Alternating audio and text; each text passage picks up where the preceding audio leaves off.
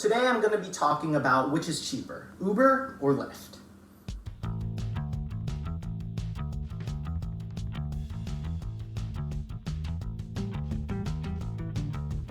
A couple months ago, the Today Show did an experiment in which two people used the apps Uber and Lyft.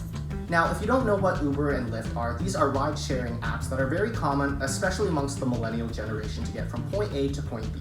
In the experiment done by the Today Show, two people used the apps Uber and Lyft, left at the same time from the same point to go to the same destination.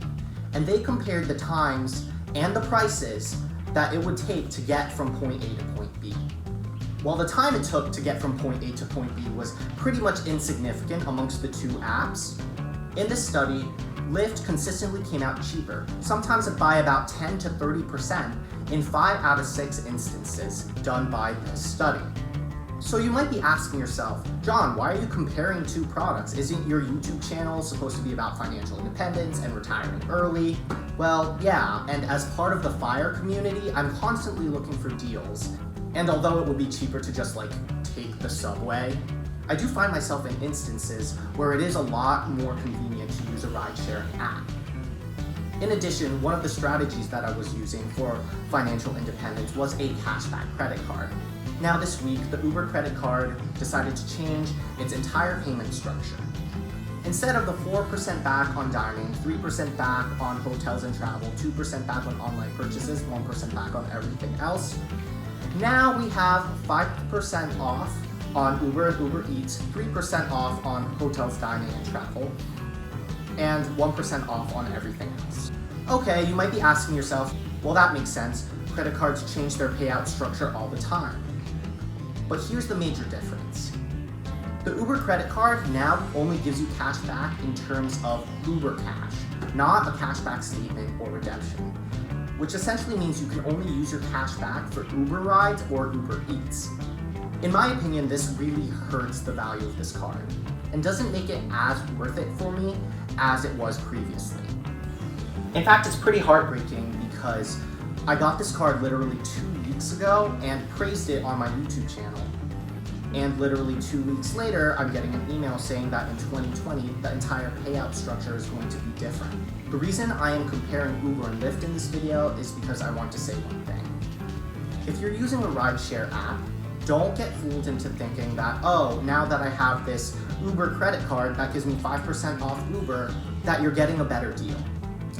Because in actuality, Lyft is cheaper even if you apply a 5% discount on Uber rides. This is all just speculation, but the reason I think that Uber made this move to its credit card is because Uber loyalists will always go to Uber. So it doesn't benefit Uber to fight for that pool of people. Lyft loyalists will always use Lyft.